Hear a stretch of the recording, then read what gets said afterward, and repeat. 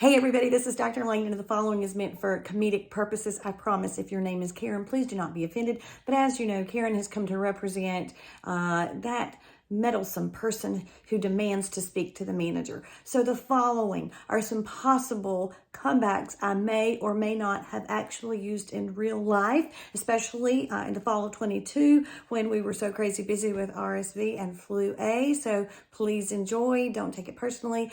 Unless you need to.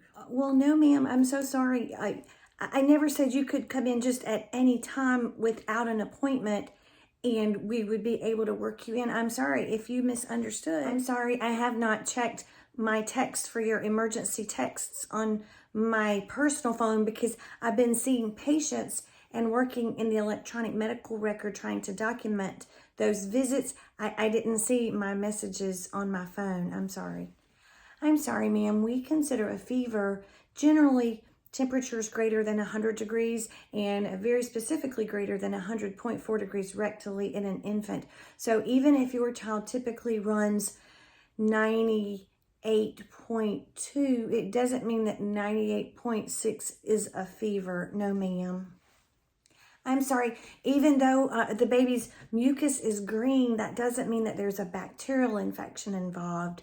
When babies have this cough, cold, congestion, that's caused by a viral upper respiratory infection. And the color comes from the body sending in white blood cells to fight off this infection. So actually, we sort of talk about green is good because that means the body's doing its job and the immune system's fighting off this infection. And we really try not to overprescribe antibiotics. They're actually not good for your baby unless we actually need them. You understand? Well, we're not actually late for your child's appointment because remember how your child didn't actually have an appointment and we were just trying to work them in. That just means we're trying to work harder and faster and busier than we already were because we can't actually create extra time in the day when there are already patients scheduled at all these times. When I stop seeing patients who had an appointment to see your child, that means the patients who did have an appointment are waiting longer for me. So yes, you're right. I will be running late to their appointments, right? But not to this encounter because, you didn't, have an appointment. Well, ma'am, since we already worked in one of your children and my schedule's full and I'm running behind patients now, I can't actually also work in the sibling just because you're already here because we have, other patients. We have to respect their time as well. I'm so sorry, ma'am. We can't just switch this walk-in visit to a full well child check because those require a lot more time from both me and my staff.